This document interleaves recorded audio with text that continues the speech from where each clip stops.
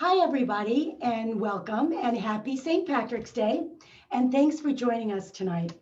My name is Brenda Moynihan, and I'm the Director of Marketing and Outreach at the Kensington Senior Living in White Plains, New York. And for those of you just joining us tonight for the six-part series, the series is called A Caregiver's Guide to Cultivating SoulFULLness, featuring Dr. James Rouse. And tonight is part 4 of the series.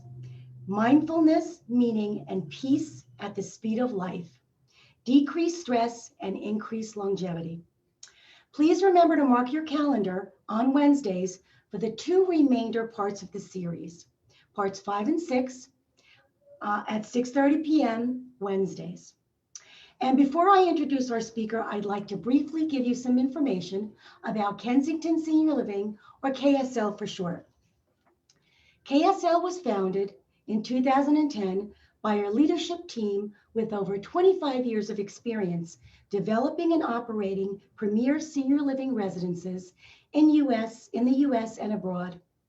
KSL is an assisted living owner-operator with communities open and operating in Northern and Southern California, the metropolitan DC area, and Greater New York. The Kensington promise is to love and care for your family as we do our own. And we are proud to offer care beyond what most traditional assisted livings can deliver. For example, high staff to resident ratios that exceed industry standards help deepen connections between caregivers and residents. Pocket programs, which are small group activities tailored to different interests and abilities, provide opportunities for friendship and boost a sense of mastery among the residents. This 6-part series is brought to you through the collaboration of several of the Kensington Senior Living communities, including locations in White Plains, New York, Redwood City, Redondo Beach, and Sierra Madre in California, and Reston, Virginia. In all of our communities, we are committed to providing outstanding care every day with a full spectrum of clinical support, including caring for those with Alzheimer's and additional dementias.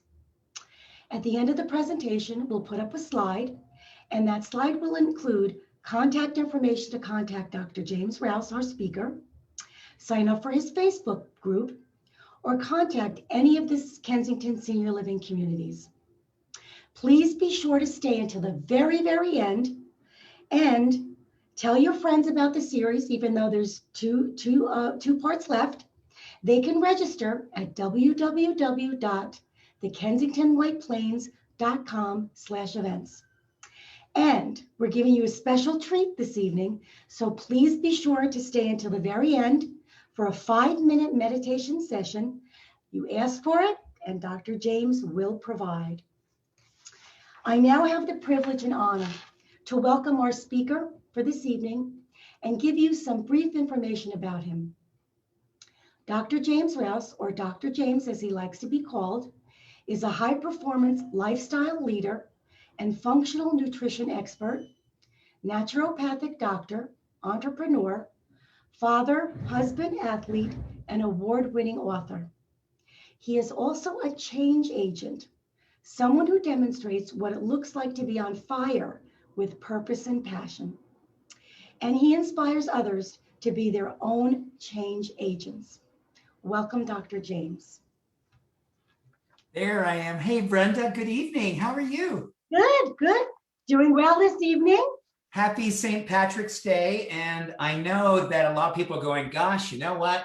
Do I do this mindfulness session or do I get right into the Guinness and the corned beef?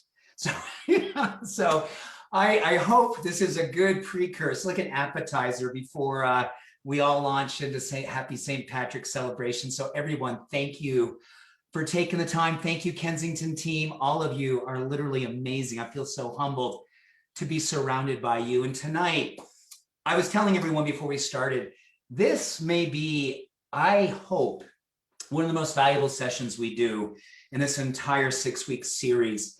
And it's because I think everything that we all would like to kind of be more of, more peaceful, more loving, more kind, more compassionate, this will give you, I think, the ultimate tool to help you to achieve that. And yes, I want to make sure everyone knows that I get on and I had a different shirt on, but then I realized that, hey, I got to be in the spirit. So there you guys, this is my Eat More Kale green sweatshirt. And I thought this would be like kind of a subliminal message while we're kind of salivating for the corned beef and potatoes coming up later.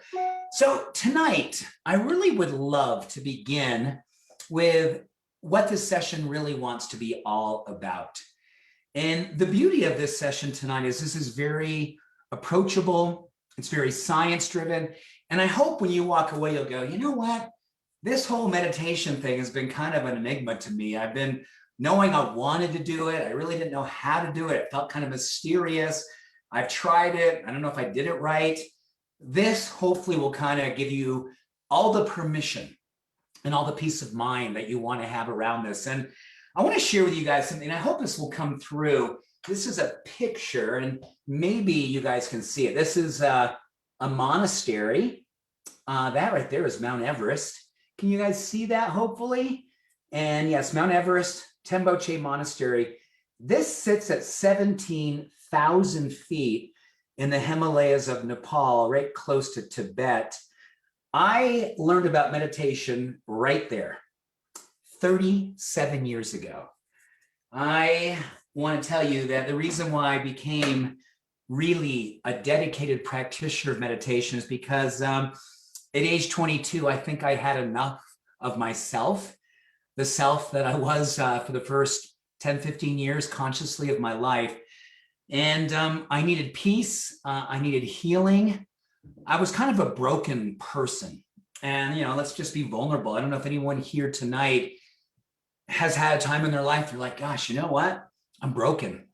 I'm not really feeling like my life is working. And so I went off. I took a one-way ticket, made my way to India, made my way up to Nepal, and there I sat. I sat at Temboche Monastery for 30 straight days. 30 days of 14 hours a day of meditation in silence. In fact, one of the things that you had to commit to is that you were going to literally, if you're going to do it, you couldn't talk for 30 straight days. And many of you have been here for the last 5 weeks. You're going, there's no way that you sat still for 14 hours and you didn't talk for 30 days. Well, I actually didn't speak for 33 days. And I'm telling you this because I want you to know that I began this journey because I was hurting, I was lost, and I needed to find peace. And I'm not suggesting that any of us, none of us need to go to Nepal or the Himalayas or any special place to actually achieve what tonight is all about. You can do this in your living room. You can do this out front of your house, sitting out on a little stool every morning, wherever you can create a few minutes. And that's the beauty of tonight. I want to dispel some of the myths around meditation. Number one, how long does it take? Does it take a long time? Do I have to be perfect at it? Do I have to sit in the lotus position? I can't even get in the lotus position. And what can I expect by dedicating myself to a few minutes a day of meditation? So I'm going to walk you through why I began this practice, which you now know. I began this because I was lost and I needed peace. I had a lot of anxiety. I had depression. I was trying to work myself out of a lot of dark spaces in my life because I grew up in a home where there was a considerable amount of emotional and physical abuse. And this was hopefully going to be a place I could begin to heal my life. So 17 days into this 30-day experience is when I started to have, maybe for the first time in my life, started to go, oh my gosh, I can kind of hear what my spirit is telling me. And I can kind of hear what my heart wants to know about me. And then after 30 days of this silence, I remember on day 33, we were able to actually go and meet with a meditation teacher after 30 days. And you were given the opportunity, so you can ask anything to this teacher. This was a Lama, a Buddhist meditation teacher who I think at that time was in his mid 80s, and he had lived in this place. He had lived here since he was 10 years old. So he'd been there over 70 years.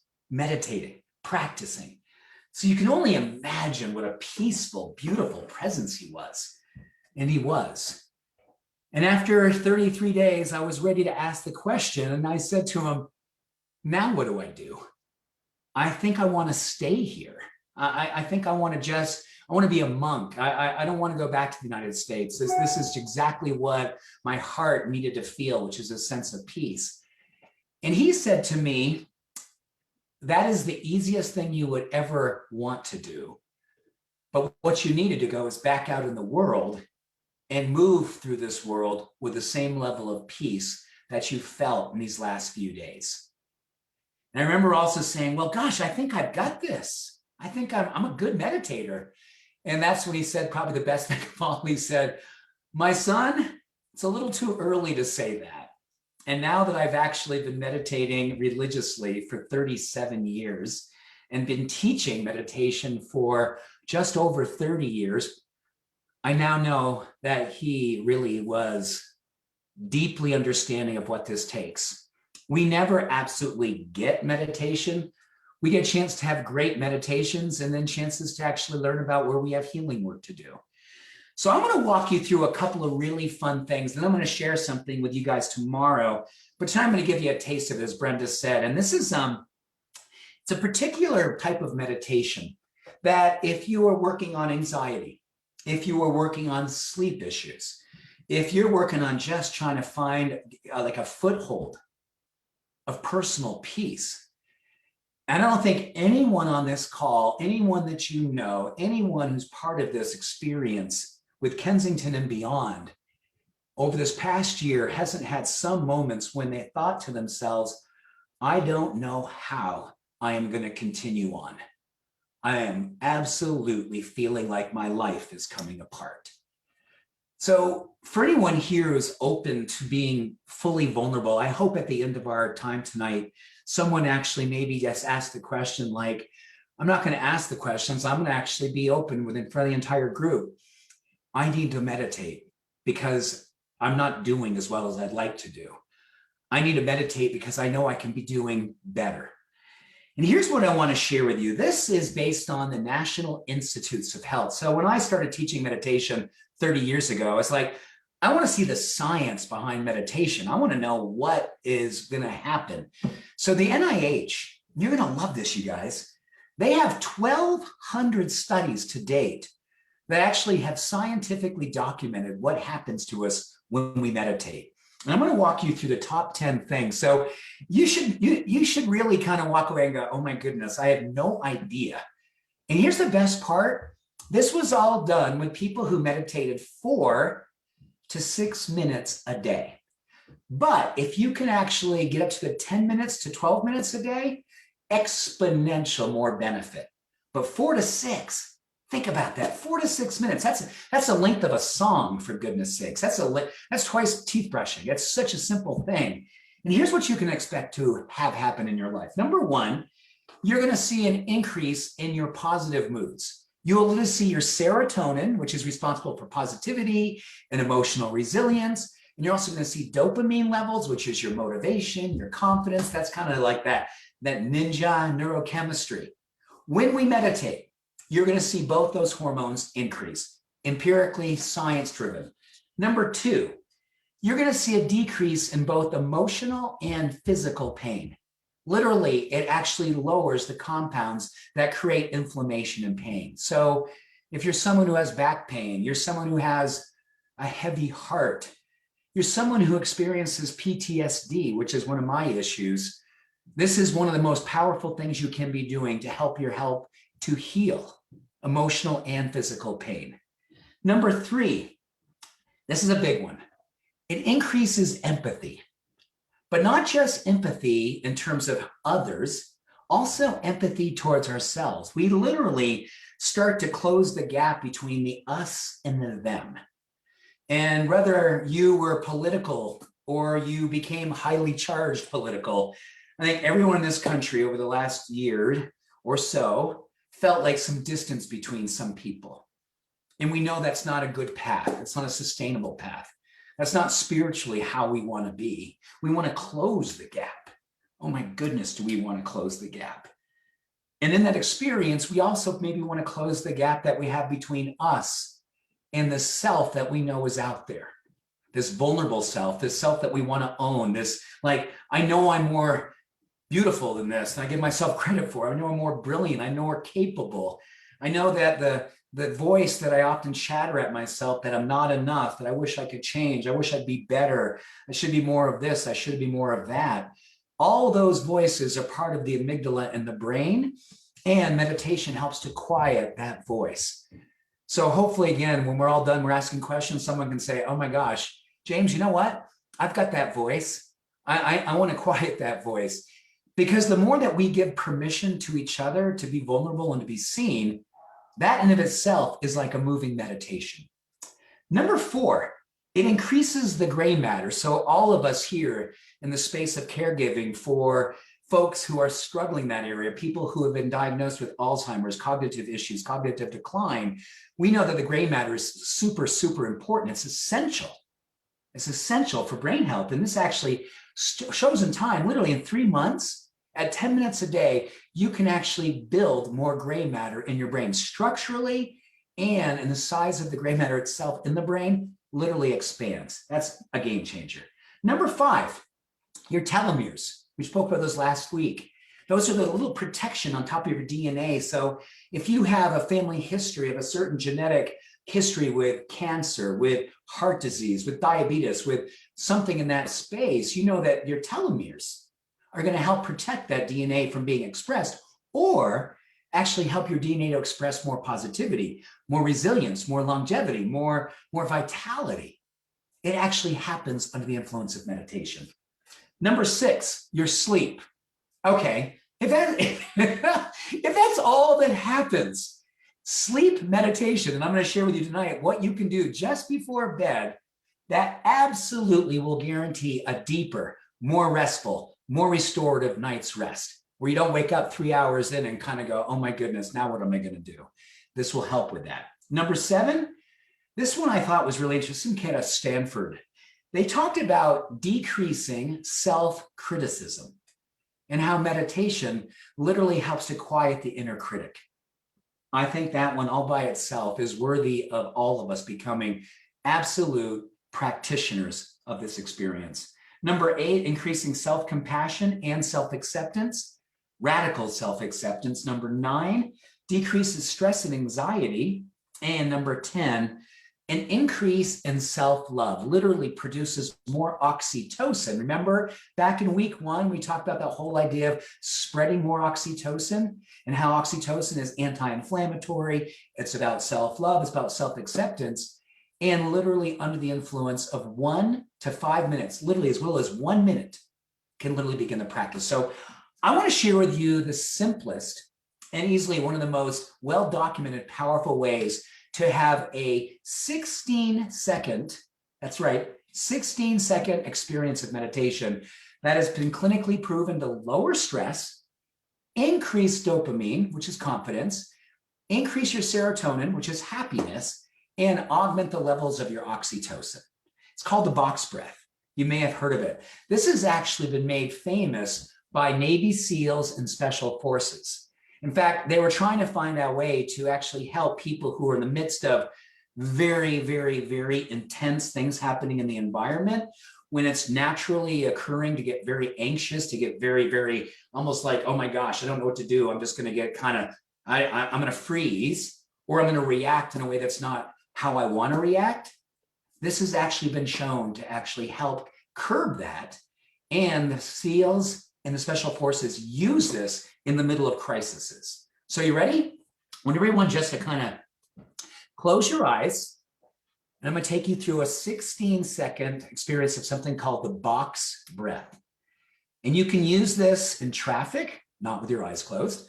You can use this before you open your kids. If you have a kid who has a room that kind of makes your cortisol levels, your stress hormones rise, you can do this before you open the door, before you walk in there.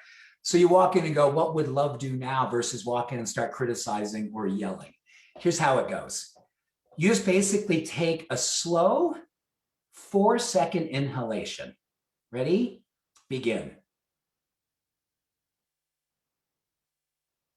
hold it for 4 seconds.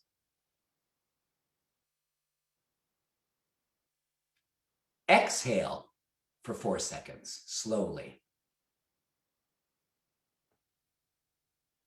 And one more. 1, 2, 3, 4. That's the box breath. Navy SEALs, Special Forces, and you.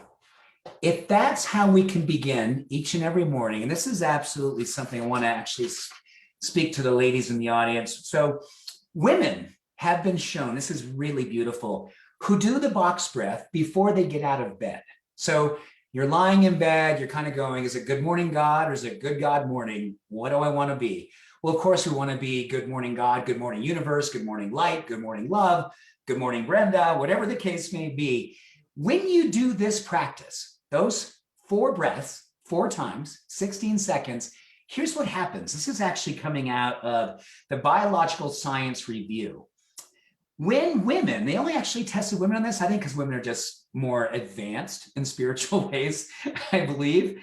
And they say that when we first thing in the morning do the box breath, and while we're doing it, we're thinking about what we're grateful for. We're thinking about the fact that we're alive. We're thinking about the fact that we're here. We're thinking about something that we're looking forward to the day, but just being in that space going, you know what? I'm here. I'm alive. I'm awake. That in of itself should move us. Here's what happens according to science. Doing the box breath first thing in the morning, which is your first meditation practice of the day, this is what happened to women. They saw a morning increase of telomerase. Remember telomerase? That's the little enzyme that actually makes you live longer and stronger. It also has a great affinity for your skin, has a great affinity for protecting your brain. It protects your heart, it protects your DNA. It also protects your emotions. So you wake up and you have a little bit more resilience, a little bit more gratitude, a little bit more love coming through you. And on top of that, they saw an increased activity in something called CD8 immune cells, which are associated with aging fast. So meaning, when we don't work on those CD8 immune cells, we accelerate the aging. So anyone here who goes, you know what? I sometimes feel like I'm too tired to keep running, but I'm too scared to stop. And I hope someone will, at the end of this tonight, will say, you know what? That described my life or my present life to a T. And now I know that first thing in the morning, if I can take 16 seconds, imagine something grateful, something that I feel good about, I am going to literally increase the activity of these particular cells that slow down aging. It's like the fountain of youth while you're laying in bed, head on pillow, feeling grateful about being alive. And when you do it with intention, you do it with a box breath, you literally are increasing that activity. And here's what's beautiful. This same energy will carry upwards of 2, 4, 6 hours into the day. So all of a sudden you're into the early afternoon and you do 2 things. You get some dark chocolate, which will actually lower your cortisol, a nice little portion of dark chocolate, maybe somewhere the size of the palm of your hand, ideally 75 to 80% cacao. And you have that, and you do another round of your box breath, and that'll take you into the early evening. You invested 34 seconds of activity, and you started shifting your neurochemistry. You started augmenting your physiology. You started increasing your peace. And what I find so beautiful about this, back to the ideas of what's happening here, we know that the brain will change in studies with people who just do 4 to 6 minutes every single day for 12 weeks. So after 3 months, 4 to 6 minutes of meditation, you will see memory improvement, improvement of the areas of self-awareness, which is associated with quieting the self-criticism. I think all of us could use a little bit of that. It'll help with people with addictions. This is beautiful because a lot of people, and I've got a good friend, in fact, one of my best friends used to run Betty Ford, and he implemented this at Betty Ford, saw a tremendous increase in the success rate of the folks that were living and working on addiction in particular. And it's not, it's common knowledge. Steven Tyler of Aerosmith was at Betty Ford working on a very deep addiction, and attributes this practice in particular with helping him get around the corner and thriving today. I love that story. We'll see a mental and emotional strength and resilience increase, the part of our brain associated with grit and tenacity and persistence, so we don't give up on ourselves. That right there gets me emotional, right? How many of us have just felt over this past year like, I am ready to give up. I'm at the end. I don't know what to do. I'm out of gas. I'm out of self-compassion. This little practice, placed very, very strategically, but also with a level of intention and love into your day, first thing in the morning. See, everyone, I want you to know that this isn't about saying, I've got to go and dedicate an hour. You may develop that love, but if you develop 16 seconds first thing in the morning, we already know we're changing neurochemistry. We already know that we're changing a lot of our emotional connection, dropping a lot of emotional baggage. I think when I was in my early 20s, I must have had 12, 14 pieces of emotional baggage, most of which didn't belong to me. It belonged to my mom and my dad with their addiction and a lot of the stuff they were working on that they didn't really work on. And I knew that I needed to figure out how to let go of the stuff that didn't belong to me. And I think every single one of us here tonight probably has something they're ready to let go of that they know doesn't serve you. Maybe it's an outdated belief about what's possible for you, an outdated way of looking at how you love and care for yourself. Over this last 5-6 weeks that we started working towards this. And now that we're here in week 4, I think we all are kind of going, gosh, I've learned about the leafy vegetables. I learned about broccoli. I've learned about the HIIT walk first thing in the morning. I've learned about what would love do now. We've got all these different tools that we're doing. This one right here is maybe the easiest one of all because this can happen before we even get out of bed. And even before we get out of bed, we have changed. We have transformed structurally, physiologically, and emotionally and spiritually. We're moving a different direction. It'll help this is interesting. It reduces our risk for heart disease, stroke, and Alzheimer's, according to the NIH. And yes, we talked about telomeres. So what I want us to do as we get close, oh my goodness, how quickly does a half an hour go by? I want every single one of us tonight, and I hope that you are maybe open. We've been together now for almost a month. I would love it if someone tonight would say, yeah, this speaks to me. I have an inner critic that I can't seem to turn off, constantly telling me of all the ways that I don't measure up. I'm going to start with 16 seconds from my bed. I'm going to start with 16 seconds from my pillow. And I'm going to ask myself, and this is beautiful, the Dalai Lama said this. He said, what he does every single morning, he says, I am alive. I am here. I am alive and I am ready to love out loud. When the Dalai Lama does that from his pillow, I think that's probably a good kind of like, hey, everybody, this might be a good thing to do.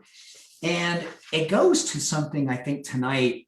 I know that you all wait for me to have my little Scrabble word. This is definitely something that fits mindfulness, meditation, spirituality, self-healing, self-love, self-acceptance. This is a word that I hope you will all write down tonight. And if you don't have a pencil handy, I'll write it down tomorrow and put it in our Facebook page.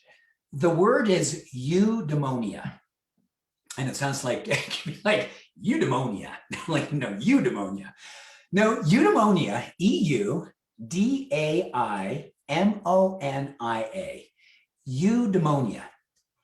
It is a Greek word. A couple of thousand years ago, Aristotle coined this word. Eudaimonia means noble purpose. Noble purpose. And what Aristotle went on to say, according to history, this is beautiful. According to, he said, this is knowing what it is that makes us come alive. And it basically said it's the highest in a human achievement. And this high achievement is literally when we take our values, courage, faith, love, integrity, kindness, everything that you do all day long, and you literally line them up and you live your values. You live your values. Think about that. I'm going to look at all the things that I value in my life. I'm going to live them. I'm going to dedicate myself to them.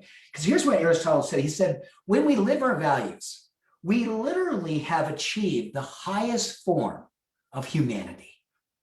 And now this is where it gets interesting. The Journal of Biological Science now comes out and says that when we live with eudaimonia, they are now using eudaimonia in the biological sciences to study everything from lessening stress, deepening our sense of self-acceptance and love and peace, lowering feelings of anxiety, and systemic inflammation is also lowered. So they're now saying that eudaimonia is a way to lead and live our life.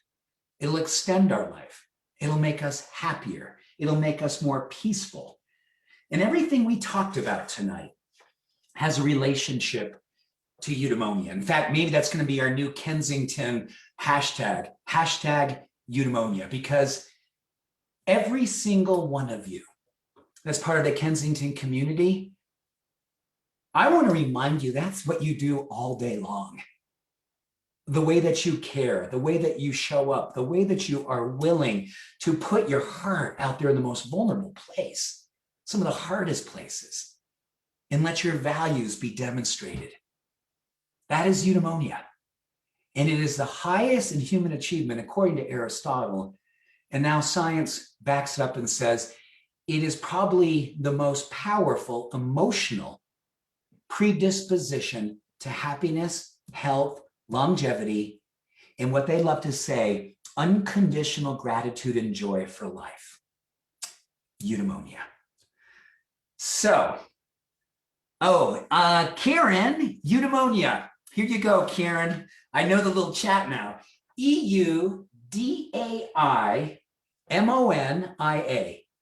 Eudaimonia. And I'll do it tomorrow on Facebook too, so you guys can know what that's all about. So I went a little over again, but Brenda, hopefully we have some people who are willing to kind of share a few things about tonight.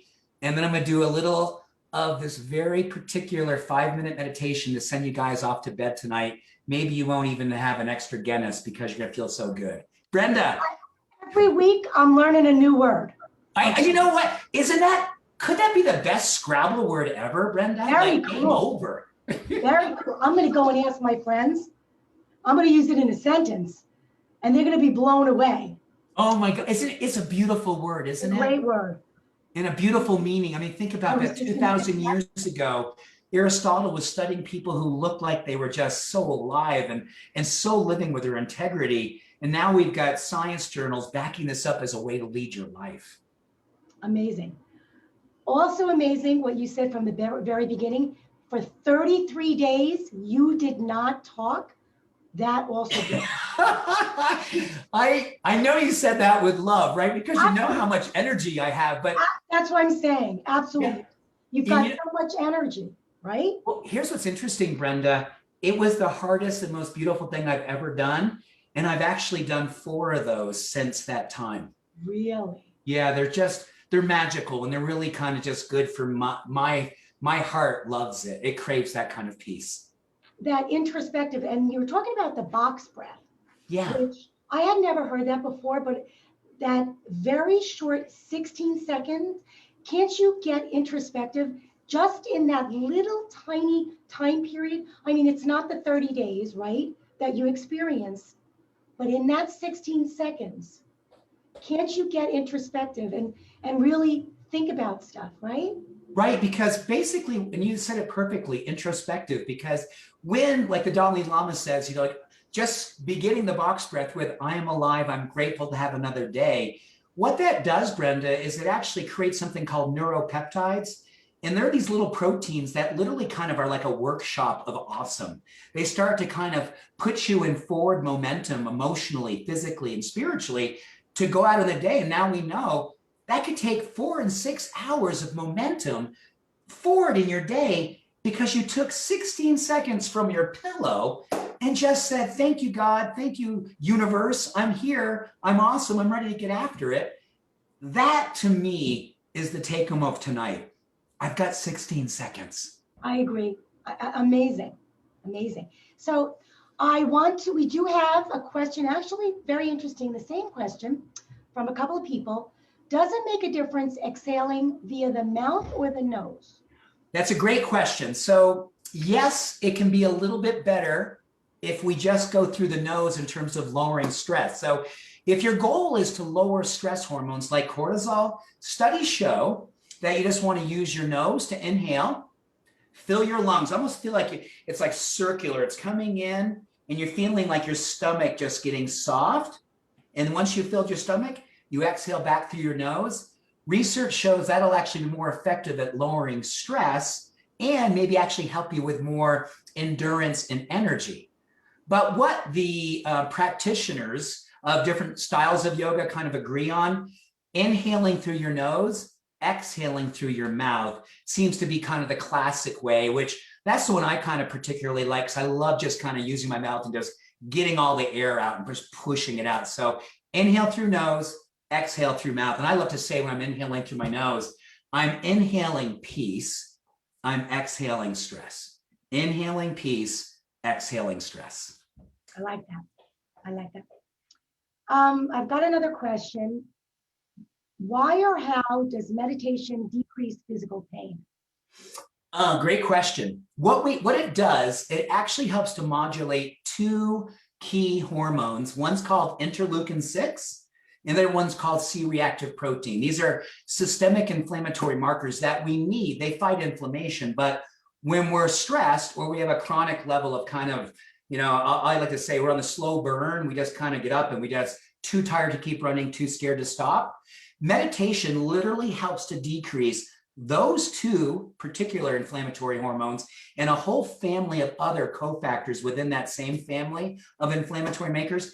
And over time, you literally start to put those back into balance. We need them for life, but over time, when we're stressed or chronically stressed, Brenda, they tend to increase. And once they hit a certain threshold, that's where the pain comes in, both emotional and physical. So meditation brings it back into their happy place. Okay. And we have time for one more question, because remember, folks, Dr. James is going to do that wonderful meditation at the end. Is it better to meditate in the morning or the evening? Oh, well, here's what I would love to say. Meditate in the morning for 16 seconds from your pillow.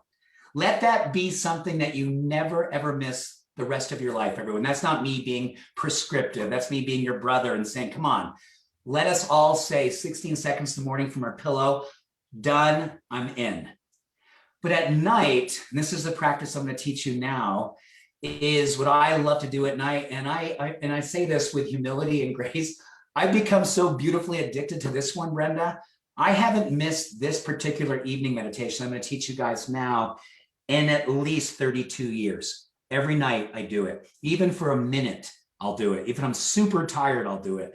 Because the science, and again, most of this coming out of Stanford, is so absolute that you're going to sleep better, you're going to wake up feeling stronger, you're going to be shifting your physiology while you're sleeping. So I like this one at night. You can do this practice in 10 to 12 minutes and get all of the benefit while you're laying in bed. And I think that's a big thing for everyone to know. Don't think, please, that you have to get in an uncomfortable lotus position if your knees don't work that way or your lower back doesn't want to do that. Just lay on your back while you're in bed, next to your bed. I love being comfortable when I meditate, so be comfortable. And Brenda, can I just ask anyone who maybe has the courage, the vulnerability, who here is willing to say, you don't have to say your name, but someone here in the chat go, this is really important to me because I know when I heard decrease the self-criticism, increase self-acceptance. Did that speak to anyone here tonight?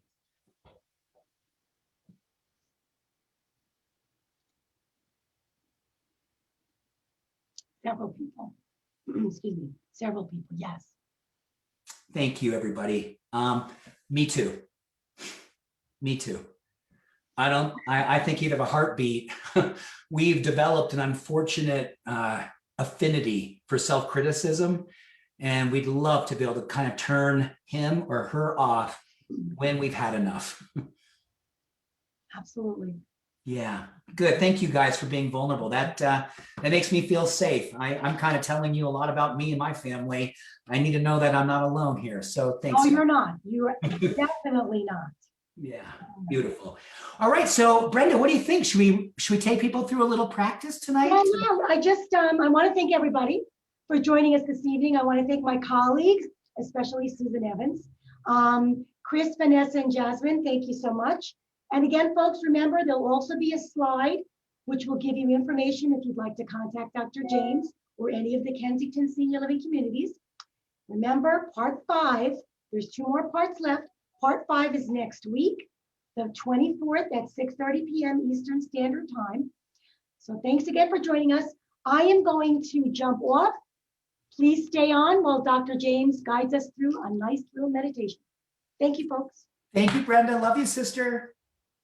Thanks, everybody. So tonight, for the next few minutes, I'm going to take you through the most powerful science-based meditation practice. It's called loving kindness, or sometimes referred to as metta, which is a Buddhist word for love and transformation. So the practice is really, really simple, but when we really give ourselves permission to embody it, it does sometimes bring up things for people because it asks us to love people that we maybe are struggling to love.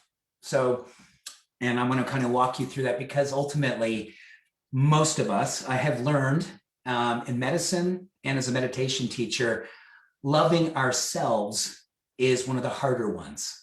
And loving others seems to be one of the easier ones, especially for caregivers, people in the Kensington community who have excelled at caring for others at the highest level. Loving ourselves could be one of the greatest practices yet to come. So everyone, please just go ahead and close your eyes. And if you're lying down or you want to lie down, you don't have to see me anymore. You can just literally lie down.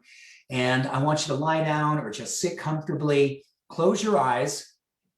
And as you're closing your eyes, I want you to do a very interesting thing, which is to close your eyes and then close your eyes underneath your eyelids, which simply means you're going to soften your eyes. So you're not looking around anymore. You literally are just kind of taking the gaze away and letting your eyes just soften. And as you're doing that, I also would love for you to soften your jaw. You would be amazed. You wouldn't believe how much tension we hold in our jaw. So we're just going to soften our jaw. And this is what's beautiful. If you're lying down right now or sitting down, you just kind of let your jaw just soften and drop. Oh my goodness. It's like, oh, that feels good.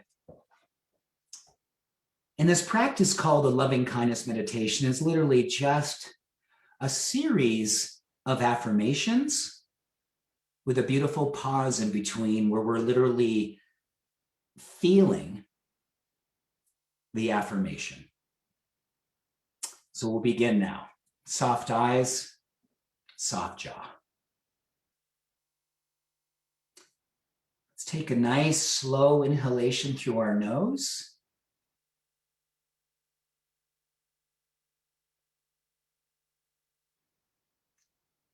Let's hold it for just a few moments.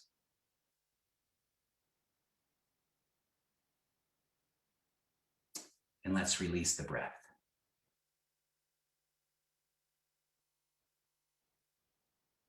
And as you get ready to take the next breath, softly to yourself, silently say, "May I be healed."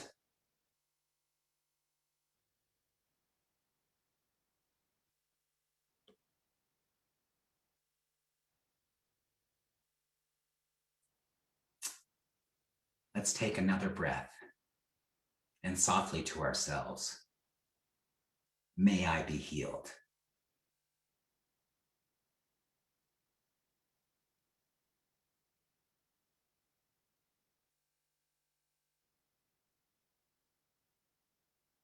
May I be happy.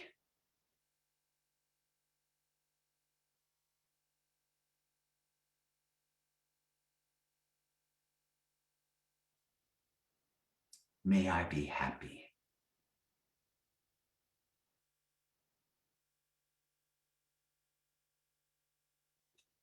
May I be peaceful.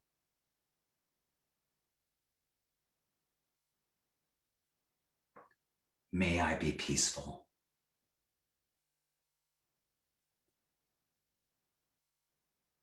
In your mind's eye now, I want you to picture someone that you love. Could be your partner, spouse, child, grandchild, best friend. Just picture that person in your mind's eye.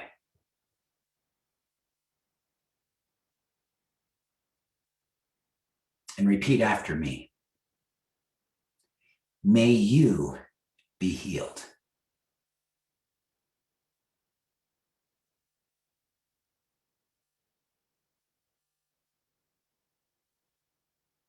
May you be healed.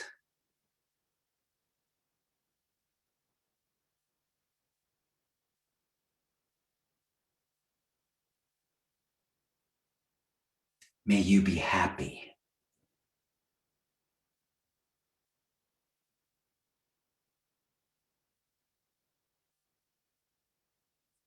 May you be happy.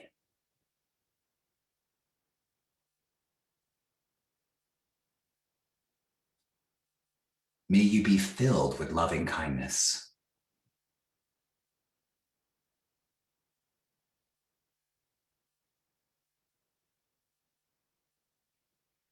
May you be filled with loving kindness.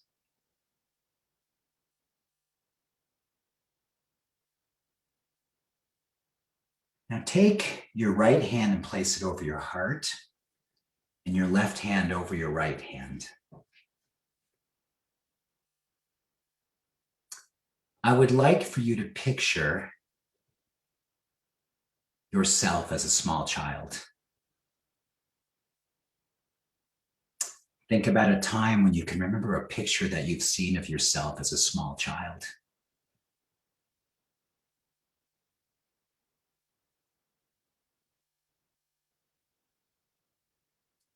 May you be healed.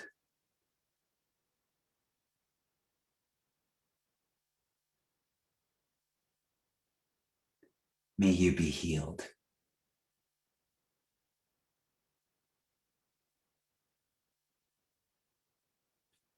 May you be happy.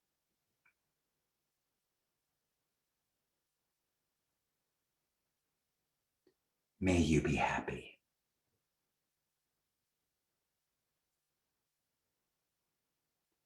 May you be filled with loving kindness.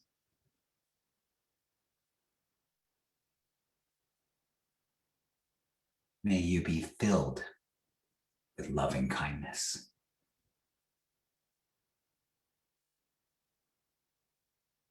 And as you're holding your heart, I would love for you right now to experience your belly just getting really soft, surrendering. And if you're lying down and you're sitting in a chair, just imagine the weight of your body completely supported. You're not holding yourself up anymore. You are held.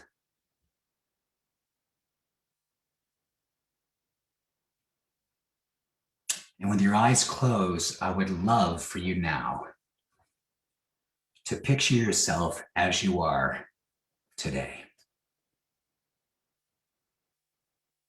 I want you to see your eyes sparkling. I want you to see a smile on your face.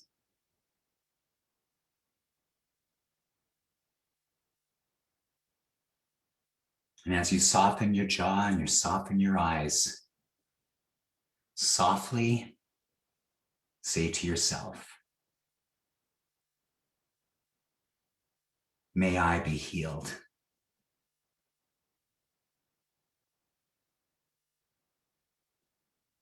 May I be healed.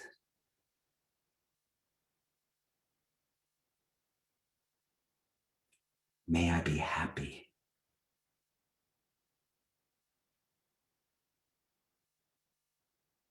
May I be happy.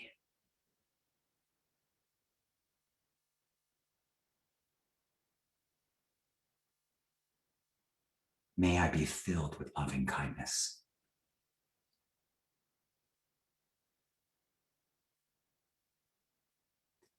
May I be filled with loving kindness.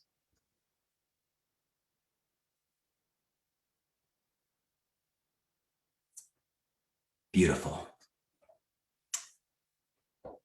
Everyone, thank you for being here tonight. Thank you for being so open. Thank you for being so beautiful and kind. And may this evening bless you abundantly with deep sleep. And may you wake up tomorrow morning with the openness to say, I am alive. I am grateful to be here.